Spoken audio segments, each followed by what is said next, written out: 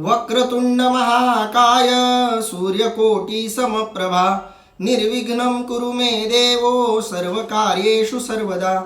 पुंडलीकवरदारी विठ्ठल श्री ज्ञानदेव तुकाराम. पंढरीनाथ भगवान की जय. माऊली ज्ञानेश्वर महाराज की जय. जगद्गुरु संत तुकाराम महाराज की जय. सवसंतन की जय. माऊली महावैष्णव ज्ञानोबारायांच्या परमश्रेष्ठ अशा ज्ञानेश्वरी ग्रंथाचं चिंतन करत आपण श्रीमद भगवद्गीतेच्या 5व्या अध्यायातल्या ओवी क्रमांक 28 पर्यंत आपण आलेलो आहोत. आज आपण ओवी क्रमांक 29च्या समोरील ओव्यांचं आणि श्रीमद भगवद्गीतेच्या 5व्या अध्यायातील 5व्या क्रमांकाच्या श्लोकापासून पुढच्या श्लोकांचं निरूपण करणार आहोत.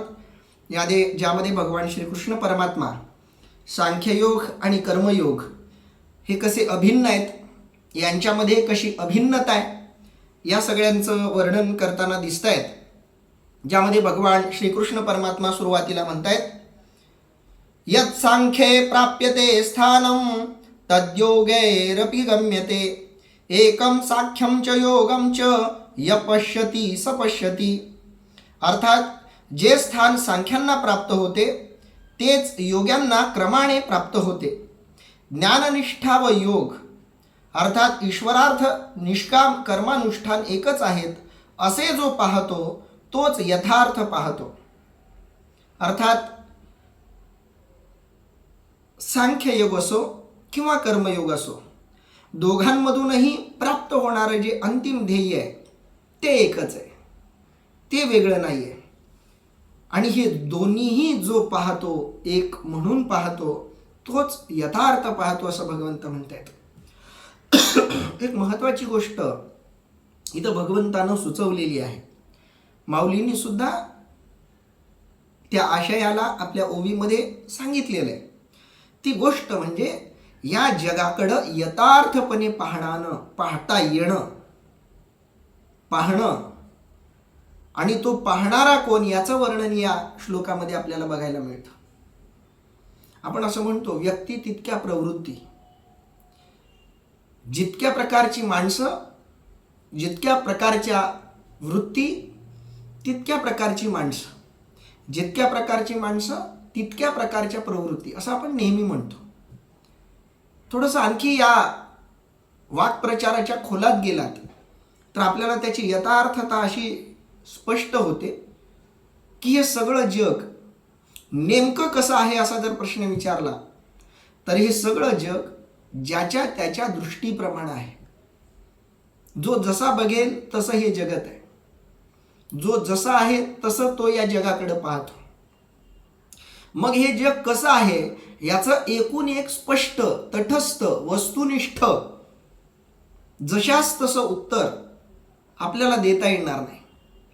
कारण ते उत्तर देणाऱ्याच्या असण्यावर, त्याच्या परिस्थितीवर, त्याच्या व्यक्तिमत्वावर, त्याच्या अस्तित्वावर अवलंबून असतो.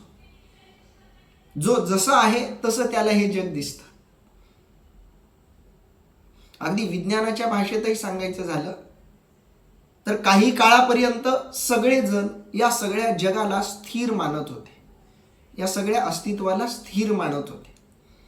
कित्येक पिढ्या निघून गेल्या या मानसिकतेत, या पृथ्वीवर जगणाऱ्यांच्या, की त्या सगळ्यांना असं वाटत होतं की हे सगळं जग कसं आहे, स्थिर आहे.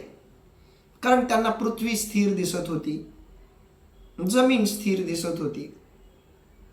जमिनीवर पाणी पडेल, ऊन पडेल, बाकी आजूबाजूचं पर्यावरण बदलेल, पण पृथ्वी स्थिर आहे अशा मानसिकतेत कित्येक पिढ्या जगल्या असतील. त्यांच्या दृष्टीनं ही पृथ्वी स्थिर होती. विज्ञानाचा शोध लागला.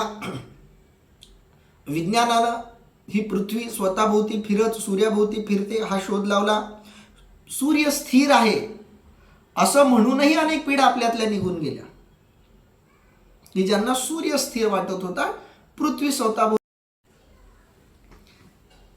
आणखी थोडासा विज्ञानाचा जो विकास झाला, अलीकडच्या काळात जी विज्ञानाची प्रगती झाली, त्यातून ही गोष्ट पुन्हा नव्यानं सिद्ध झाली की हे सगळं जगत जसं आपण मानतो तसं नाही आहे.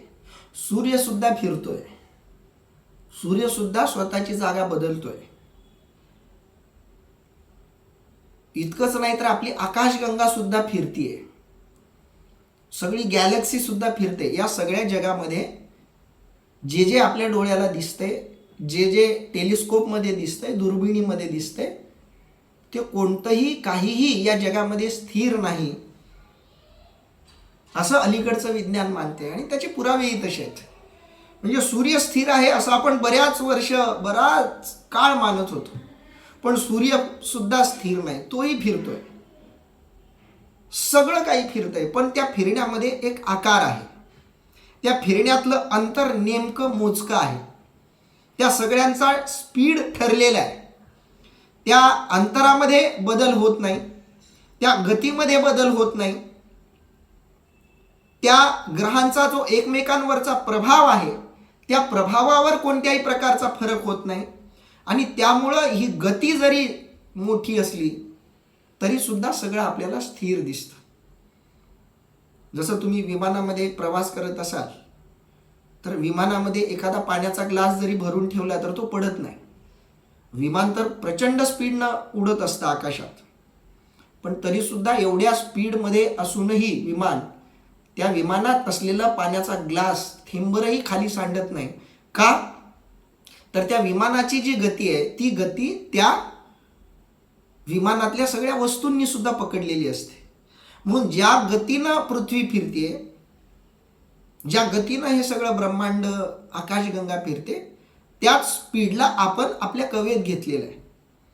आणि त्यामुळं त्यांच्याबरोबर आपली गती एक झालेली असल्यामुळं आपल्याला सगळं स्थिर दिसतंय. मग आता या दृष्टीनं बघितलं तर यथार्थ बघणं काय, सत्य बघणं काय, कोण या जगाकडं या विश्वाकडं सत्य नजरेनं बघते, स्पष्ट नजरेनं बघणारा कोण आहे या जगाकडं, या प्रश्नाचं जर उत्तर शोधायला गेलो तर हे जग स्थिर मानायचं का अस्थिर मानायचं, हे जग गतिमान मानायचं का स्थिर मानायचं, हा पुन्हा प्रश्न आहे. आणि म्हणून या जगाला नेमकं कसं मानावं. संतांच्या दृष्टीनं हे जगत आनंद रूप आहे, सुखरूप आहे.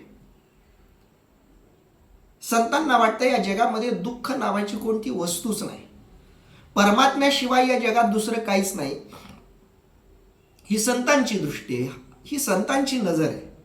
संतांना सुखाशिवाय परमात्म्याशिवाय या जगात दुसरं काहीच दिसत नाही. आणि सामान्य माणसाचा प्रश्न जर विचारात घेतला तर त्याला दुःखाशिवाय या जगात दुसरं काही अनुभवाला येत नाही.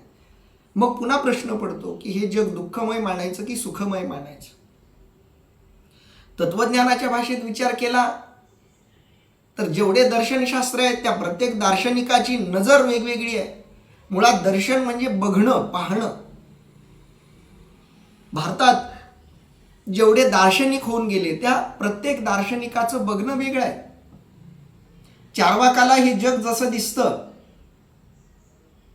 तसं पतंजलीला दिसत नाही. पतंजलींना जसं हे जग दिसतं तसं शंकराचार्यांना दिसत नाही, तसं मध्वाचार्यांना दिसत नाही. जैनांना वेगळंच दिसतं, बौद्धांना हे जग वेगळंच दिसतं. जडवाद्यांच्या मते, इहवाद्यांच्या मते हे जग वेगळं.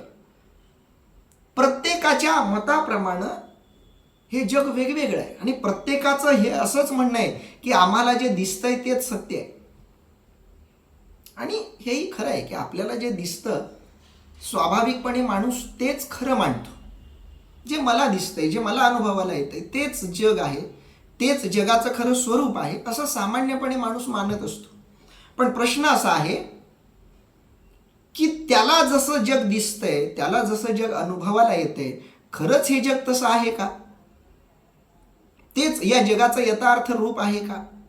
तो ज्या दृष्टीनं या जगाकडे बघतोय त्याचं ते बघणं यथार्थ आहे का? या प्रश्नाचं उत्तर थोडंसं तितकंच गंभीर आणि तितकंच गुंतागुंतीचं आहे. म्हणून या जगाकडं खरं कोण बघतो, हे सगळं जग यथार्थपणे कुणाला दिसतं, सत्य कुणाचं खरं मानायचं. कारण सगळ्यांना जे अनुभवाला येतं ते त्याच्यापुरतं सत्यच असतं. ज्याला जे दिसतं ते त्याच्यासाठी सत्य असतं. इतरांसाठी तो भास असू शकतो, इतरांसाठी ते खोटं असू शकतं, इतरांसाठी तो भ्रम असू शकतो. पण ज्याला दिसतंय, ज्याला ते अनुभवाला येतंय तो आपल्या अनुभवाला, आपल्या दिसण्याला नाकारेल कसं काय? मग त्याला जे जग दिसतंय तसंच त्याला ते जग इतरांनाही दिसावं असं वाटणं स्वाभाविक आहे. आणि याच्यातून दर्शनशास्त्र तयार झालं, याच्यातूनच तत्वज्ञान तयार झालं. दार्शनिकांची, तत्वज्ञांची हीच इच्छा आहे, त्यांचा हाच प्रयत्न आहे की हे जग जसं मला दिसतंय तसंच सगळ्यांना दिसलं पाहिजे, कारण तेच या जगाचं यथार्थ रूप आहे असं सगळ्यांना वाटतं. म्हणून बौद्ध त्यांच्या नजरेतून जग आहे असं दाखवण्याचा प्रयत्न करतात. जैन त्यांच्या नजरेत जसं जग आहे तसंच सगळं जग दाखवायचा प्रयत्न करतात. शंकराचार्यांचे अनुयायी वैदिक त्याच दृष्टीनं सगळ्या जगाकडे पाहतात. पुरोगामी त्यांच्या नजरेतून सगळ्या जगाकडे पाहतात. आधुनिक तत्वज्ञानाचा विचार केला तर मार्क्सवाद्यांना जसं जग दिसतं त्यांना वाटतं त्याच नजरेतून सगळ्यांनी जगाकडे पाहावं.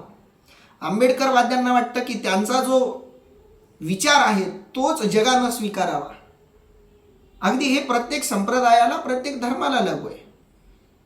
जो ज्या धर्मात आहे त्या धर्मातल्या व्यक्तीला वाटतं की माझ्या धर्मानं जे या जगाचं स्वरूप सांगितलंय तेच या जगाचं खरं रूप आहे आणि तेच रूप जगानं स्वीकारावं, हा प्रत्येकाचा विचार चालू आहे. आणि ह्याच्यामुळं कित्येक संघर्ष झालेत, वैचारिक संघर्ष झालेत, सामाजिक संघर्ष झाले, भौगोलिक संघर्ष झालेत. अशा रक्तरंजित इतिहासानं सगळा जगाचा इतिहास माखलेला आहे. आताही आपण युद्धाच्या पार्श्वभूमीमध्ये आहोत. प्रत्येक देशाची एक नजर आहे. कोण कोणत्या नजरेतून जगाकडे बघतंय, कोण कोणत्या नजरेतून जगाकडे बघतंय, ज्याची त्याची नजर आहे. प्रश्न हा आहे की मग या जगाकडं खऱ्या नजरेनं कोण बघतोय? हे जग सत्य रूपानं, हे जग जसं आहे तसं कुणाला दिसतंय? सत्य कुणाला दिसतंय ते सांगण्याचा प्रयत्न या श्लोकामधून भगवंतानं केलेला आहे. भगवंत सांगतायत जे स्थान सांख्यांना प्राप्त होते तेच योग्यांना कर्माने प्राप्त होते. कदाचित तिथं प्रिंटिंग मिस्टेक असेल.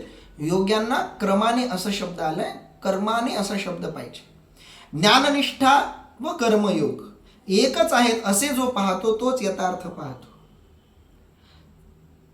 ज्ञानयोग्यांना कर्मयोगी निकृष्ट दर्जाचे वाटू शकतात, कर्मयोग्यांना ज्ञानयोगी श्रेष्ठ दर्जाचे वाटू शकतात.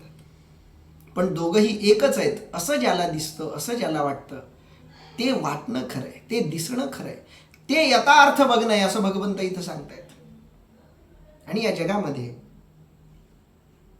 साधनेच्या क्षेत्रामध्ये हे दोन वर्ग आपल्याला दिसतात. दोन प्रकारचे उपासक, साधक, परमार्थ मार्गी आपल्याला दिसतात. याच्यापेक्षा वेगळे नाही. जे परमार्थ मार्गी नाहीत त्यांचा विषय इथं चालू नाहीये. जे परमार्थ मार्गी आहेत त्याच्यामध्ये दोन प्रकार आहेत. एक सांख्ययोगी आणि दुसरे कर्मयोगी. बाकीचे जितके प्रकार आहेत ते या दोन मुख्य प्रकारांमध्येच समाविष्ट होतात.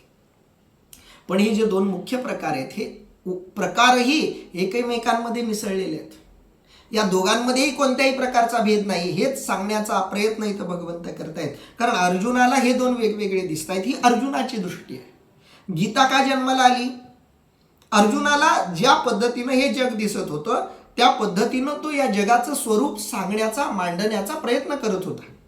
आणि जसं जग मला दिसतंय तसं श्रीकृष्णाला दिसावं अशी धडपड अर्जुनाची होती. फक्त अर्जुनाकडे एक प्रामाणिकपणा होता की मला हे जग जसं दिसतंय तसं हे जग नसूही शकतं. जे मला सत्य वाटतंय ते सत्य नसूही शकतं. कारण मी मोहात पडलोय, मी मोहग्रस्त झालोय. कदाचित मला जे वाटतंय त्याच्यापेक्षा वेगळं सत्य असू शकतं असं जाणीव या गोष्टीची असणं हेच अर्जुनाचं वेगळेपण आहे, हेच अर्जुनाचं महत्व आहे. अनेकांना हे जग जसं दिसतंय तसंच जग आहे आणि तसंच सगळ्यांनी स्वीकारावं असं अनेकांना वाटतं. पण जे यथार्थतेच्या जवळ जाण्याचा प्रयत्न करतात, जे यथार्थपणे जगाकडे बघण्याचा प्रयत्न करतात त्यांना या गोष्टीची जाणीव असते की जो कोणी या जगाबद्दल आपलं मत मांडतोय तो चुकीचा नाहीये. त्याला हे जग तसंच दाखवलं गेलंय. त्याच्या व्यक्तिमत्वाप्रमाणे हे जग तसंच आहे, त्यामुळं त्याच्याबरोबर वाद घालण्यात कोणताही अर्थ नाहीये. की त्याचं मत आहे तसंच त्याला वाटतंय आणि तेच सत्य आहे असंही त्याला वाटतंय. त्यामुळं त्याचं ते त्याला वाटणारं सत्य असत्य आहे असं सांगण्याचा प्रयत्न आपण तेव्हाच करू शकतो जेव्हा तो सत्य जाणून घेण्याची इच्छा तुमच्याकडे व्यक्त करेल. किंवा मला जे सत्य दिसतंय ते सत्य सत्य आहे का, या भूमिकेतून तो जेव्हा तुमच्याकडे येईल तेव्हा तुम्ही तुम्हाला जाणवणारं दिसणारं सत्य सांगू शकता. अर्जुनानं भगवंताला विचारलंय की देवा, मला तर हे असं असं दिसतंय, माझ्या मते हे सत्य आहे, पण हे खरंच सत्य आहे का? अर्जुनाला सांख्ययोग कर्मयोग वेगवेगळे वाटतायत आणि या दोन्हीपैकी एकच काहीतरी मला तू देवा सांग असं अर्जुन म्हणतोय. तेव्हा अर्जुनाला जे दिसतंय ते सत्य वेगळं आहे आणि अर्जुनाला जे सत्य दिसतंय ते एका मोहग्रस्त व्यक्तीला दिसणारं सत्य आहे, हे भगवंताला दिसतंय. अर्जुनाच्या डोळ्यावर मोहाचा चष्मा पडलाय आणि मोहाच्या चष्म्यातून अर्जुन बघतोय, म्हणून अर्जुनाला जे दिसतंय ते दिसणं त्याचं नाहीये, ते दिसणं त्या मोहाचं आहे. तो मोह त्याला जे दाखवतोय ते तो बघतोय. आपल्याला त्याला ते दाखवायचंय जे मोह निघून गेल्यानंतर दिसतं. आणि मोह नसल्यामुळं भगवंत, जे भगवंताला दिसलंय, अनुभवाला आलंय, ते अर्जुनाला सांगतायत. आणि ते सत्य हे आहे की सांख्ययोग असो किंवा कर्मयोग असो, हे दोन मार्ग वेगळे नाही आहेत, दोघं एकच आहेत. हे ज्याला दिसतं त्यालाच सत्य दिसतं, त्यालाच यथार्थ दिसतं, तोच यथार्थपणे सत्यपणे या सगळ्या जगाकडे बघतोय असं भगवंत सांगतायत. माऊली या श्लोकाचं काय निरूपण करतायत बघूया. आणि सांखी जे पाविजे तेची योगी गमिजे, म्हणून ऐक्य दोहिते सहजे या परी. अर्थात आणि ज्ञान मार्गाने जे प्राप्त होते तेच कर्मयोगाने मिळते, या दृष्टीने या दोन मार्गांचे ऐक्य आहे. आणि सांख्य जे पाहिजे, सांख्य योगाचा आधार घेऊन, ज्ञान मार्गाचा आधार घेऊन जे मिळतं, सांख्य जे पाहिजे, जे सांख्य योगी आहेत, जे ज्ञानी आहेत, ते जे मिळवतात. सांख्य जे पाहिजे, सांख्य इथं नाम म्हणून आलंय, सांख्य म्हणजे ज्ञानी, सांख्य योगी जे पाहिजे, जे मिळवतात, तेच योगी गमिजे. गमिजे शब्दाचा अर्थ आहे मिळते, तेच योग्यांना मिळतं. इथं योगी म्हणजे कर्मयोगी. जे ज्ञान योग्यांना मिळतं तेच कर्मयोग्यांना मिळतं. म्हणून ऐक्य दोही ते सहजे या परी. दोघांमध्ये ऐक्य आहे. कसं आहे याप्रमाणे आता माऊली उदाहरण देऊन ते स्पष्ट करणार आहेत.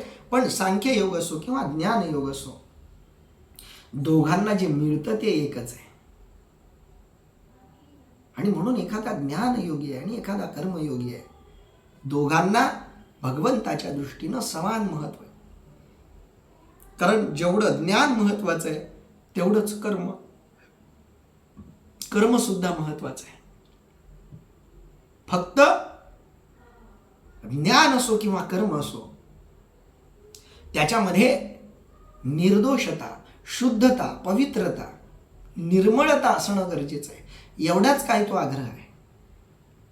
शुद्ध असलेलं ज्ञान आणि शुद्ध असलेलं निष्काम कर्म हे दोघंही एकाच पात्रतेचे आहेत असं भगवंताला सांगायचंय, असं माऊलींना सांगायचंय. म्हणून ऐक्य दोही ते सहजे या परी. कसं तर देखय आकाशा आणि अवकाशा, भेदू नाही जैसा, तैसे ऐक्य योग संन्यासा ओळखे जो.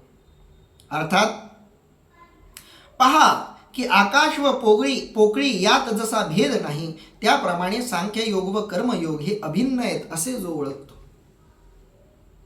बघा, आकाश असा शब्द आपण वापरतो. आकाश म्हणजे काय? आपण म्हणतो हे विस्तीर्ण आकाश. आकाश शब्दाचा अर्थ पोकळी असा आहे. आकाश शब्दाचा अर्थ दोन वस्तूंमध्ये जो गॅप राहतो त्या गॅपला आपण आकाश असं म्हणतो. म्हणजे आकाश म्हणजे पोकळी म्हणजेच अवकाश. आकाश म्हणजे अवकाश, आकाश म्हणजे पोकळी. आकाश नावाचं वेगळं असं कोणतंही अस्तित्व नसतंच. जे काही असतं ते पोकळीच असते. त्या पोकळीलाच आपण आकाश म्हणतो. म्हणून आकाशापेक्षा पोकळीला वेगळं करता येत नाही, आकाशापेक्षा अवकाशाला वेगळं करता येत नाही. म्हणून देख आहे आकाशा आणि अवकाशा. आकाश नावाचं कोणतंही अस्तित्व या जगामध्ये नाही. आकाश म्हणजे काय? काहीच नसल्यावर जे दिसतं ते आकाश. जिथं काहीच नाही अशा ठिकाणी दृष्टीला जो अनुभव येतो त्याचं नाव आकाश. म्हणून आकाश अशी कोणती एक वस्तू नाहीये. जसं पृथ्वी एक वस्तू आहे, तिला आकार आहे. अवकाशाला आकार नाहीये. वेगवेगळ्या आकारांच्या मध्ये जे असतं त्याला आपण अवकाश म्हणतो, आणि अवकाशाला आकार नसतो. आकार असलेल्या वस्तूंनी अवकाश बाधित होईल. आकाराच्या अस्तित्वामुळं, उपस्थितीमुळं अवकाशालाही आकार आहे असं वाटू शकतं, पण अवकाशाला आकार नसतो. अवकाश निराकार असतो. मुळात आकाश किंवा अवकाश म्हणजे काहीच नसणं. म्हणून काहीच नसणं आणि आकाश हे जसं एक आहेत, अवकाश आणि आकाश एक आहेत, पोकळी आणि आकाश जसे एक आहेत. देख आहे आकाशा आणि अवकाशा, भेदू नाही जैसा तैसे ऐक्य योग संन्यासा ओळखे जो. इथं पुन्हा योग संन्यास हे दोन शब्द दोन मार्गासाठी आलेत. पुन्हा माऊलींनी दोघांची संधी केलेली आहे. योग म्हणजे कर्मयोग, संन्यास म्हणजे सांख्ययोग. कर्मयोग आणि संन्यास या दोघांना तू कसं ओळख? आकाश आणि अवकाशासारखं ओळख. आकाशापासून अवकाशाला आणि अवकाशापासून आकाशाला वेगळं करता येत नाही, तसं सांख्ययोगापासून कर्मयोगाला आणि कर्मयोगापासून सांख्ययोगाला वेगळं करता येत नाही. कारण कर्म त्याचं अधिष्ठान जर ज्ञान असेल तर ते कर्म सुद्धा ज्ञान योग्यासारखं आहे. आणि जो ज्ञान योगी आहे तो जे करतोय ते कर्मच आहे. ज्ञानयोगी आकाराला आलाय, देहात आहे, म्हणजे तो काहीतरी कर्म करतोय. तो जेवतोय, तो पाणी पितोय, तो बोलतोय, तो बघतोय, तो ऐकतोय, तो हालचाली करतोय, तो जेवतोय, तो विचार करतोय. त्याचं हे जे काही करणं आहे ते कर्मच तर आहे, पण त्या कर्माच्या मुळात त्याचं ज्ञान आहे. म्हणून ज्ञानाकडून घडणारं कर्म हे कर्मयोगाकडून घडणाऱ्या निष्काम कर्मयोगाच्या तुलनेचं आहे, एकच आहे. तसं ऐक्य योग संन्यासा ओळखे जो, जो सांख्ययोग आणि कर्मयोग यांच्यामधलं ऐक्य जाणतो, ओळखतो. तयासीची जगी पाहले आपण पे तेनेची देखिले, जया सांख्ययोग जाणवले भेदे विन.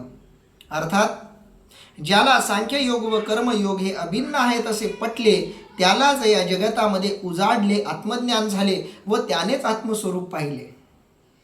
माऊली पाहणं थोडंसं आत नेत आहेत, आतली सत्यता दाखवतात. मी कोण आहे या प्रश्नाचं उत्तर ज्याचं त्याचं वेगळं आहे.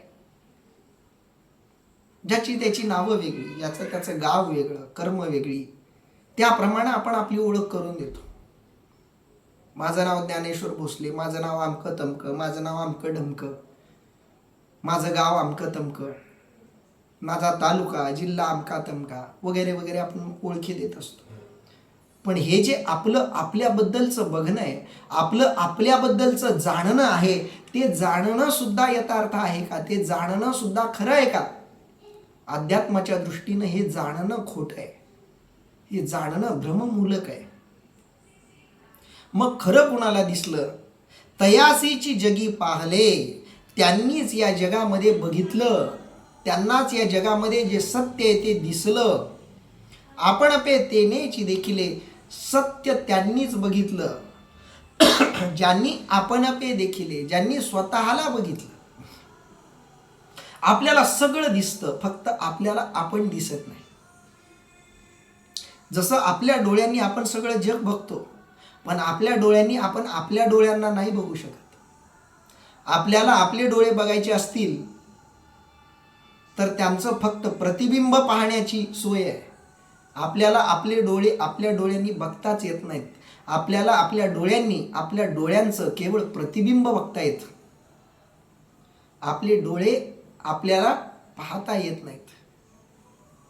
म्हणून या डोळ्यांनी आपण सगळं जग बघतो, पण आपल्याच डोळ्यांनी आपण आपल्या डोळ्यांना नाही बघू शकत. तसं सगळेजण सगळ्यांना बघतात पण स्वतःलाच बघत नाहीत, सगळ्यांना ओळखतात पण स्वतःलाच ओळखत नाहीत. आणि जो स्वतःलाच ओळखत नाहीत त्याचं जगाला ओळखणं हे सुद्धा खोटं आहे, अज्ञानमूलक आहे. कारण ज्याला स्वतःचीच ओळख नाही त्याला दुसऱ्याची ओळख आहे असं कसं म्हणावं? जो स्वतःबद्दल अज्ञानी आहे तो इतरांबद्दल त्याला ज्ञान आहे हे मान्य कसं करावं? ज्याला स्वतःबद्दलच काही माहीत नाही त्याला जगाबद्दल काही माहिती आहे हे तरी कसं म्हणावं? म्हणून जो स्वतःबद्दल अज्ञानी आहे समजावं तो जगाबद्दलही अज्ञानी आहे. ज्याला मी कोण आहे हेच यथार्थपणे कळालं नाही त्याला जगाबद्दल जे कळालंय तेही यथार्थ नाही हे नक्की समजावं. कारण बघण्याची सुरुवात स्वतःपासून व्हायला हवी, पाहण्याची सुरुवात स्वतःपासून व्हायला हवी. मी मला ज्या दिवशी यथार्थपणे बघेल, ज्या दिवशी मी मला जाणून घेईल त्याच दिवशी मी आपोआप जगालाही जाणून घेईल. कारण जे मीच आहे तेच जग आहे, जे माझ्या आत आहे तेच जगाच्या आत आहे, जे माझ्या आत आहे तेच माझ्या बाहेर आहे हे त्यालाच कळतं ज्याला त्याच्या आतलं दिसतं. आणि त्याच्या आतलं त्याला तेव्हाच दिसतं जेव्हा तो स्वतःला पाहतो. आपण पे तेनेची देखील स्वतःला बघणं. अध्यात्म म्हणजे काय? स्वतःला पाहणं, स्वतःला ओळखणं, स्वतःला जाणणं म्हणजे अध्यात्म. जया सांख्य योग जाणवले भेदे विन. ज्याला सांख्य आणि योग भेदाशिवाय कळले त्यालाच हे सगळं जग यथार्थपणे सत्यपणे कळलं असं भगवंत सांगतायत.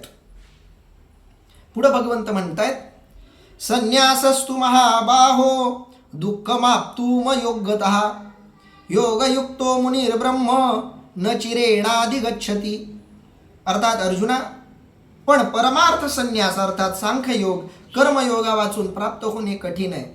वैदिक कर्मानुष्ठान करणारा मुनी लवकरच परमार्थ संन्यासाला प्राप्त होतो. अर्थात जो सांख्ययोग आहे तो कर्मयोगाशिवाय प्राप्त होणं शक्य नाही, ज्ञान कर्माशिवाय शक्य नाही. आणि जो वैदिक कर्मानुष्ठान करतो तो लवकरच परमार्थ संन्यासाला प्राप्त होतो. आता इथं त्यांनी वैदिक कर्मानुष्ठान असा शब्द मध्ये टाकलाय. इथंच थोडासा फरक पडतो. वारकरी संत साहित्य वैदिक की अवैदिक असा एक मोठा वाद सध्या आपल्याला सुरू असलेला दिसतो. मला अनेकांचे त्या संदर्भात फोन आले, कारण माझ्या ओळखी जेवढ्या वैदिकांबरोबर आहेत, घनिष्ठ मैत्री जेवढी वैदिकांबरोबर आहे तितकीच अवैदिकांबरोबर आहे. माझे जेवढे मित्र पुरोगामी विचाराचे आहेत तेवढेच मित्र प्रतिगामी विचारांचेही आहेत. जे वेदांचा चांगला गाढाभ्यास असलेले, पुराणांचा उपनिषदांचा गाढाभ्यास असलेले माझे घनिष्ठ मित्र आहेत, अनेक आहेत. आणि जितके ते मित्र आहेत तितकेच जवळचे पुरोगामी विचारांचे आहेत. दोन्ही मित्र आहेत, जवळचे आहेत. कारण मला माहिती आहे की दोघांनाही बरंच काही दिसलंय, जाणवलंय म्हणून ते त्या ज्ञानापर्यंत पोहोचले. म्हणून ज्याला जे दिसलं ते त्याच्यापुरतं खरंच असतं. प्रश्न असा आहे की वारकरी संत साहित्य वैदिक मानायचं की अवैदिक? तर याचं उत्तर असं आहे की संतांनी वैदिक अवैदिकतेच्या पलीकडचा पल्ला आपल्या तत्वज्ञानातून गाठलाय. हे मी याच्याकरता बोललोय की इथं कर्मानुष्ठान शब्दामध्ये वैदिक कर्मानुष्ठान असा शब्द टाकल्यामुळं अनेकांना वाटू शकतं की माऊलींना कर्मानुष्ठान म्हटलं की वैदिक कर्मानुष्ठानच अपेक्षित आहे का? वैदिक शब्दाचा मी वारंवार अर्थ हाच सांगतो, वेदांनी सांगितलेलं कर्म. पण केवळ वेदांनीच सांगितलेलं कर्म का? कारण वेद जे सांगतात त्याचा अर्थ लक्षात घेतला पाहिजे. वेदांना केवळ ग्रंथापुरतं आपण बंदिस्त ठेवलं की वेदांमागचा आशय, वेदांमागचं सत्य, वेदांच्या मागची यथार्थता आपण विसरतो. वेद म्हणजे काय? ज्यांना जे अनुभवाला आलं ते त्यांनी जगाला सांगितलं, त्यातून वेद तयार झाले. म्हणून वेद नाकारून चालणार नाही. कारण जीवन जगताना अनेक गोष्टी आपण अनुभवाच्या आधारे स्वीकारत असतो. वेद म्हणजे ग्रंथ नाही, वेदांच्या निर्मिती मागचं जे एक सूत्र आहे ते आपण स्वीकारलं पाहिजे. आणि हे सूत्र जितके वैदिक स्वीकारतात तेवढेच अवैदिकही स्वीकारतात. विज्ञानातही ते स्वीकारावं लागतं. विज्ञानाच्या भाषेमध्ये वेद कोणते? एखाद्या शास्त्रज्ञानं संशोधन करून जे निष्कर्ष मांडलेत ते पुढच्या अनुयायांसाठी वेद आहेत. कारण वेद शब्दाचा अर्थ काय आहे? मुळात आलेला अनुभव शब्दबद्ध जेव्हा होतो त्याला वेद म्हणतो आपण. एखाद्याला अनुभव आला, त्यानं तो मांडला आणि वेद तयार झाले. हे मूळ सूत्र आहे वेदांच्या मागचं. तसं एखाद्या शास्त्रज्ञानं संशोधन करून काही एक निष्कर्ष मांडले, अभ्युपगम मांडले, सिद्धांत मांडले, समोरच्या लोकांसाठी ते सिद्धांत, ते अभ्युपगम, ते प्रयोग, हे सगळे त्यांच्यासाठी वेद आहेत. आता जो अनुभव वेद निर्माण करणाऱ्या ऋषीमुनींना आला तोच अनुभव नंतरच्याही आध्यात्मिकांना येतो. पण अध्यात्म जेव्हा मांडलं जातं तेव्हा काळाच्या परिप्रेक्षात ते मांडलं जातं. वेद निर्माण झाले ते वैदिक काळाच्या परिप्रेक्षात निर्माण झाले, त्या पार्श्वभूमीत निर्माण झाले, त्यामुळे ते यथार्थच होते, याबद्दल कोणताही वाद नाही. पण आता काळ बदलला. आज तोच अनुभव एखाद्या पुरुषानं, महापुरुषानं घेतला तर तो जे काही अनुभव आपले मांडेल तो आजच्या परिप्रेक्षात मांडेल. म्हणून त्या शब्दांना आजचे वेद म्हणायला हरकत नाही, म्हटलं पाहिजे. म्हणून तुकोबारायांच्या गाथेला आम्ही जेव्हा वेद म्हणतो, ज्ञानोबारायांच्या ज्ञानेश्वरीला आम्ही वेद मानतो, प्रत्येक संतांचा धर्मग्रंथ, संतांचा ग्रंथ, संत साहित्य हे वेदच आहेत. कारण संतांना आलेले अनुभव त्यांनी त्यांच्या अनुभवाच्या परिप्रेक्षात मांडलेत. ऋषीमुनींनी त्यांच्या काळात जे अनुभव मांडले त्यांच्या परिप्रेक्षात, तेच अनुभव संतांनी त्यांच्या अनुभवाच्या परिप्रेक्षातून मांडले. त्यामुळं जेवढे वेद वेद आहेत तेवढंच संत साहित्य सुद्धा वेद आहे. फरक एवढाच आहे की त्या त्या काळाच्या पार्श्वभूमीतून, परिप्रेक्षातून आपण त्याच्याकडे बघायला. जुन्या चष्म्यातून नव्याकडे बघणं चुकीचं आहे आणि नव्या चष्म्यातून जुन्याकडे बघणं चुकीचं आहे. जुन्याकडे बघायचं तर जुना चष्मा वापरावा लागेल, तर जुनं जुनं म्हणून सत्यपणे दिसेल, यथार्थपणे दिसेल. आणि नव्याला नव्या चष्म्यातून बघितलं तर नवं यथार्थपणे दिसेल. पुरोगामी चष्म्यातून प्रतिगामित्वाकडं आणि प्रतिगामी चष्म्यातून पुरोगामित्वाकडं बघितलं की दोष दिसणारच. पुरोगामी दृष्टीनं बघायला हवं, प्रतिगामी दृष्टीतून बघायला हवं. मग आपोआप दोघांमध्ये एक समन्वयाची दृष्टी, नजर प्राप्त होऊन जाते. आणि तीच दृष्टी संतांनी दिली, तीच समत्ववादी दृष्टी बुद्धांनी दिली, तीच समत्ववादी दृष्टी आपल्या संविधानानं देण्याचा प्रयत्न केला. ती समता म्हणजे समन्वयवादी दृष्टी आहे. कोणत्याही एका नजरेतून बघायचं नाही जगाकडं, यथार्थपणे बघायचं. म्हणून कर्मानुष्ठान म्हणजे केवळ वैदिक कर्मानुष्ठान असं जरी इथं म्हटलेलं असलं तरी इथं वैदिक शब्दाचा अर्थ केवळ वेदांमध्ये जे सांगितलंय त्याप्रमाणे कर्म करा असा अर्थ आजच्या काळात आपल्याला घेता येणार नाही. आपल्याला आजच्या परिप्रेक्षात तो अर्थ लावावा लागेल वैदिक कर्मानुष्ठान शब्दाचा.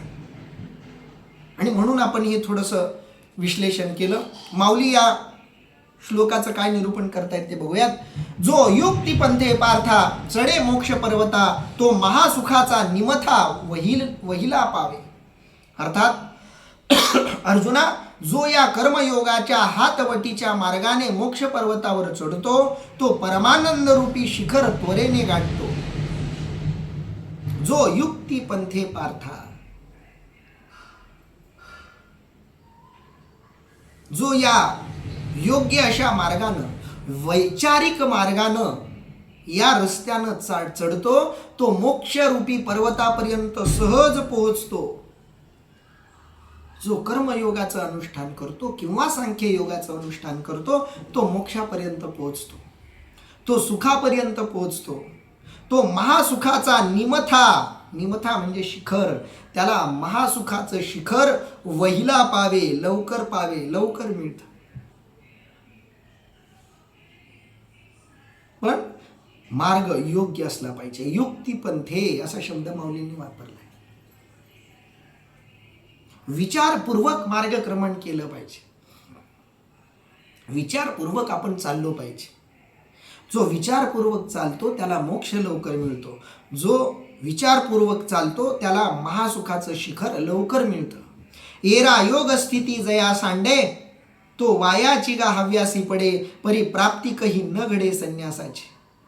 अर्थात जो या निष्काम कर्मयोगाचे आचरण करीत नाही तो व्यर्थच नादात सापडतो, परंतु त्याला ज्ञानयोगाची प्राप्ती कधीच होत नाही. एरा योग स्थिती जया सांडे. योग स्थिती शब्दाचा अर्थ आहे कर्मयोग. एरा योग स्थिती जया सांडे. बघा, इथं कर्म वेगळं आणि कर्मयोग वेगळा. कर्म सगळेच करतात, कर्माशिवाय पर्याय नाही, कर्म करावंच लागतं. पण कर्मयोग म्हटला की विचारपूर्वक कर्म, वैदिक कर्म, संतांनी सांगितलेलं कर्म, संवैधानिक कर्म, वैध कर्म, अधिकृत कर्म, समाजमान्य कर्म, नैतिक कर्म, अशा सगळ्या अर्थांनी कर्मयोगाकडे आपल्याला बघता येतं. आणि ही येरा योग स्थिती जया सांडे, ज्याची ही योग स्थिती बुडाली, ज्याची ही योग स्थिती सुटली, कर्माचा विचार ज्याचा सुटला, कर्मामागचं ज्ञान ज्याचं विस्कळीत झालं, तो वायाची गा हव्यासी पडे. तो व्यर्थ भ्रमंतीमध्ये पडतो, तो व्यर्थ नादात अडकतो, तो निरर्थक गोष्टींमध्ये वेळ वाया घालवतो. एरा योग स्थिती जया सांडे, तो वायाची गा हव्यासी पडे, परी प्राप्ती कही न घडे संन्यासाची. आणि जो भरकटलाय, ज्याच्या कर्मामागं विचार नाही, ज्याचं कर्म केवळ कर्म म्हणून आहे. अनेक लोक शुद्ध भावनेनं कर्म करतात, कर्म करण्यात गुंततात, पण त्या कर्माला ज्ञानाचं अधिष्ठान राहत नाही. फक्त कर्म करायचं त्यांना माहिती आहे, पण ज्ञानाचं अधिष्ठान नसेल तर त्याला आपल्या कर्मातून काहीही साध्य होत नाही. त्याचं कर्म म्हणजे विनाकारणची भ्रमंती, निरर्थक भटकंती असं त्याला म्हणावं लागेल. जसं एखादा माणूस बसमध्ये पळायला लागलाय, तर बसमध्ये बसून जो पळतोय त्याच्या पळण्याला काहीच अर्थ नाही, कारण त्याचं पळणं कुठंही त्याला पोहोचवणारं नाही. त्याचं पळणं जसं निरर्थक, तसं ज्ञानाचं अधिष्ठान नसलेलं कर्म निरर्थक, कारण त्याचं ते कर्म त्याला कुठंच पोहोचवत नाही. तुम्ही आयुष्यामध्ये ज्ञानाशिवाय कितीही कर्म करा, ज्ञानाशिवाय केलेलं ते कर्म तुम्हाला फक्त कर्म करण्याची परवानगी देतं, त्या कर्मातून साध्य काहीच होत नाही. पण त्या कर्माला ज्ञानाचं अधिष्ठान असेल तर तेच कर्म तुम्हाला मोक्षापर्यंत नेतं, महासुखापर्यंत नेतं, परमात्म सुखापर्यंत नेतं. फक्त त्या कर्माला ज्ञानाचं अधिष्ठान असलं पाहिजे. आणि ज्याला हे अधिष्ठान नाही त्याला कधीही संन्यास, ज्ञान, सांख्य प्राप्त होत नाही. पुढं भगवंत म्हणतायत बघा, योगयुक्तो विशुद्धात्मा विजितात्मा जितेंद्रियः सर्वभूतात्मभूतात्मा कुर्वन्नपि न लिप्यते. अर्थात निष्काम कर्मानुष्ठानाने युक्त, शुद्ध अंतःकरणाचा, देह व इंद्रिये जिंकलेला आणि ज्याचा आत्मा सर्वात्मभूत झाला आहे, तो कर्म करीत असला तरी कर्माने बद्ध होत नाही. ज्याला ज्ञान प्राप्त झालंय त्याचं कर्म त्याला बाधत नाही, त्याला बंधनात टाकत नाही. त्याचं ते कर्म त्याला मोक्षाकडेच नेतं, त्याचं ते कर्म त्याला परमसुखाकडं, महासुखाकडेच नेतं. माऊली या श्लोकाचं काय वर्णन करतात बघूया. जेणे भ्रांतीपासून हिरतले, गुरुवाक्ये मन धुतले, मग आत्मस्वरूपी घातले हरवनिया. अर्थात ज्याने आपले मन भ्रांतीपासून हिरावून घेऊन ते गुरुपदेशाने शुद्ध केले व मग ते मन आत्मस्वरूपी स्थिर केले. जेणे भ्रांतीपासून हिरतले, ज्यानं आपलं मन भ्रांतीपासून काढलं, भ्रांतीपासून या मनाला सुरक्षितपणे बाजूला काढलं, या मनाला भ्रांती मध्ये अडकू दिलं नाही, भ्रांतीचा परिणाम मनावर होऊ दिलेला नाही, जे भ्रांतीपासून हिरतले, गुरु वाक्ये मन धुतले. अनेक जण म्हणतात की वारकरी संप्रदायामध्ये गुरु परंपरा नाही. ज्ञानोबारायण तर गुरुनिष्ठ किती होते हे वेगळं सांगायची गरज नाही. सगळ्या वारकरी संतांनी आपापल्या गुरुचं महात्म्य गायलेली आहे. म्हणून गुरु हा आध्यात्मिक क्षेत्रातला एक महत्वाचा दुवा आहे. गुरुशिवाय आध्यात्मिक उन्नती नाही असं संतांनी सांगितलंय. तुकोबारायांनी देवाला गुरु मानलं. तुकोबारायांचा गुरुविषयक दृष्टिकोन थोडा वेगळा आहे, उदात्त आहे, व्यापक आहे. पण गुरु तुकोबारायांनी सत्य रूपानं वेगळ्या रूपात मांडला. ज्ञानोबारायांची गुरुनिष्ठा वेगळी आहे, तुकोबारायांची गुरुनिष्ठा वेगळी आहे, नाथ महाराजांची गुरुनिष्ठा वेगळी आहे. कारण त्यांच्यासमोर उभे असलेले गुरु हे वेगवेगळ्या प्रकारचे आहेत. ज्ञानोबारायांचे गुरु त्यांचे मोठे भाऊही आहेत.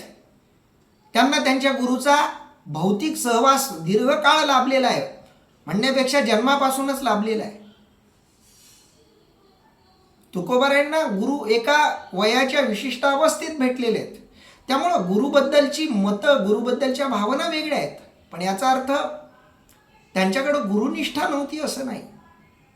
अध्यात्म म्हटलं की गुरु महत्वाचा आहे. केवळ अध्यात्मच नाही, कोणतंही क्षेत्र असो गुरु महत्वाचाच आहे. इहवाद्यांनी, विज्ञानवाद्यांनी, प्रतिगाम्यांनी किंवा पुरोगाम्यांनी गुरुचं महत्व नाकारलेलं नाहीच आहे.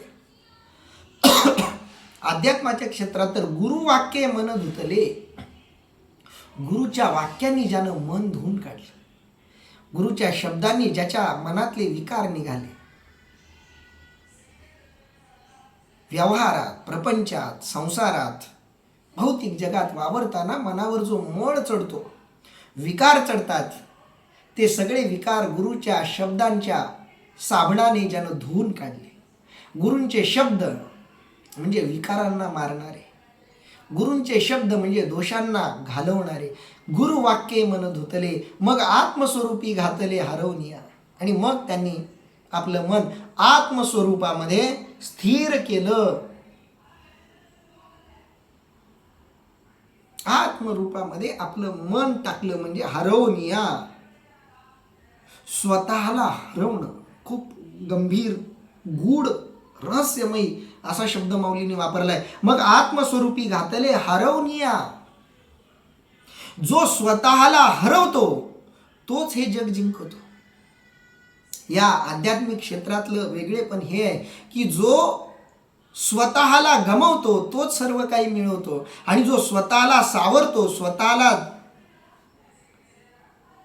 जखडून ठेवतो तो सगळं गमावतो.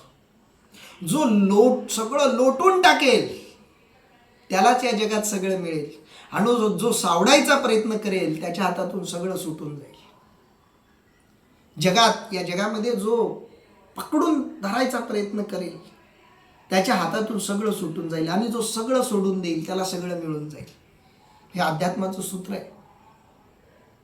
कारण अध्यात्मामध्ये मी संपला की सगळं मिळतं, आणि मीला जो चिकटला त्याला काहीच मिळत नाही. त्याच्या वाट्याला दुःखाशिवाय दुसरं काही येत नाही. माऊली पुढं खूप सुंदर वर्णन करतायत त्याचं. जैसे समुद्री लवण न पडे तव वेगळे अल्प आवडे, मग होय सिंधूची एवढे मिळे तेव्हा. सुंदर विश्लेषण केले माऊलींनी. मग आत्मस्वरूपी घातले हरवनिया याचं हे विश्लेषण आहे. काय म्हणतायत माऊली? ज्याप्रमाणे मीठ समुद्रात पडले नाही तोपर्यंतच ते वेगळे असून लहान दिसते, व तेच समुद्राला मिळाले असता समुद्रा एवढे होते. मिठानं मीठ पण जितका काळ जपलंय तितका काळ मीठ मीठ म्हणून असतं, आणि मिठाला किंमत नसते. मीठ नगण्य किमतीचं असतं, क्षुल्लक किंमत असते मिठाला. पण ते मीठ मीठ म्हणून जेव्हा वेगळं राहतं तेव्हा त्याला मिळत काहीच नाही. पण तेच मीठ जेव्हा समुद्रात पडतं तेव्हा ते मीठ समुद्रमय होऊन जातं, आणि मग त्या सगळ्या समुद्राला मिठाची चव प्राप्त होते. मग ते मीठ शोधताला सगळा समुद्र तुम्हाला पालथा घालावा लागेल, कारण ते मीठ समुद्रमय होऊन जातं. तसं ज्याचा मी संपला तो देव झाला, आणि जो देव झाला तो विश्वमय झाला, तो ब्रह्मांडमय झाला. जैसे समुद्री लवण न पडे, लवण म्हणजे मीठ, जोपर्यंत समुद्रामध्ये मीठ पडत नाही तोपर्यंत ते छोट आहे, अल्प आवडे, छोटच आहे ते, त्याला किंमत नाहीये, संकुचित आहे ते. मग हे सिंधूची आवडे एवढे मिळे तेव्हा, आणि ते जेव्हा सिंधूला मिळतं, समुद्राला मिळतं, तेव्हा समुद्र एवढं होतं. तैसे संकल्पोनी काढिले, जयाचे मनचे चैतन्य झाले, तेने एक देशीय परिव्यापिले लोकत्रय. अर्थात त्याप्रमाणे संकल्पापासून काढले असता ज्याचे मन चैतन्यच झाले, तो एकदेशी जरी दिसत असला तरी त्याने त्रैलोक्य व्यापले आहे असे समज. अगदी त्याप्रमाणे ज्याचं मन संकल्पातून निघालंय, संकल्प विकल्पातून ज्याचं मन निघालंय, ज्याचं मन आकारातून निघालंय, विकारातून निघालंय, मर्यादेतून निघालंय, संकुचिततेतून निघालंय, ज्यानं आपलं मन या सगळ्यातून काढलंय, जयाचे मनची चैतन्य झाले, ज्याचं मन चैतन्यमय झालंय, मिठाचा खडा समुद्रात मिळावा तसं ज्याचं मन चैतन्यात आत परमात्म रूपात विलीन झालंय, तेने एकदेशीय परिव्यापिले लोकत्रय. तो एकदेशी असूनही त्यानं सगळं लोकत्रय व्यापलेलं आहे असं समज. कारण चैतन्याला मर्यादा नाही. चैतन्यात हा जीवात्मा विलीन झाला की तो ब्रह्मांडमय झाला. आता करता कर्म करावे हे खुंटले तया स्वभावे, आणि करी जरी आगवे तरी अकर्ता तो. अर्थात आणि करता कर्म कार्य हे स्वभावताच त्याचे नाहीसे झाले असल्याने त्याने लौकिक दृष्ट्या जरी सर्व कर्मे केली असे दिसत असले तरी तो अकर्ता आहे. आणि म्हणून जो असा चैतन्यमय झाला, ज्याचं मन चैतन्य रूप झालं, त्याच्यासाठी आता करता कर्म करावे, त्याच्यासाठी करता कर्म करणं हे कुंटले तया स्वभावे, स्वाभाविकपणे सहजपणे हे सगळं संपलं. करता राहिला नाही, कर्म राहिलं नाही, करणारा राहिला नाही, सगळं एक झालं, सगळं संपलं. आणि करी जरी आगवे, आणि तरीही तो जर करत असेल, कारण तो करणारच, करावंच लागेल त्याला. तो का कर्म करतो ते नंतर भगवंत सांगतील, पण तो कर्म करतो. ज्ञानप्राप्ती झाली तरी तो कर्म करतो. ज्याचं मन चैतन्यमय झालं तोही कर्म करतो. जो परमात्ममय जो झालाय तोही कर्म करतो. पण त्या कर्म करण्यानं त्याला बाधा होत नाही. आणि करी जरी आघावे, आणि त्यानं सगळी कर्म जरी केली तरी अकर्ता तो, तरीही तो अकर्ता आहे. त्याला कर्म बाधत नाही असंच समजावं, असं इथं भगवंत सांगतायत. इथं आपण थांबूयात. राहिलेल्या ओवी आणि श्लोकांचं निरूपण आणि चिंतन आपण उद्या करूयात. पुंडलिक वरदा हरी विठ्ठल, श्री ज्ञानदेव तुकाराम, पंढरीनाथ भगवान की जय, माऊली ज्ञानेश्वर महाराज की जय, जगद्गुरु संत तुकाराम महाराज की जय, सब संतन की जय.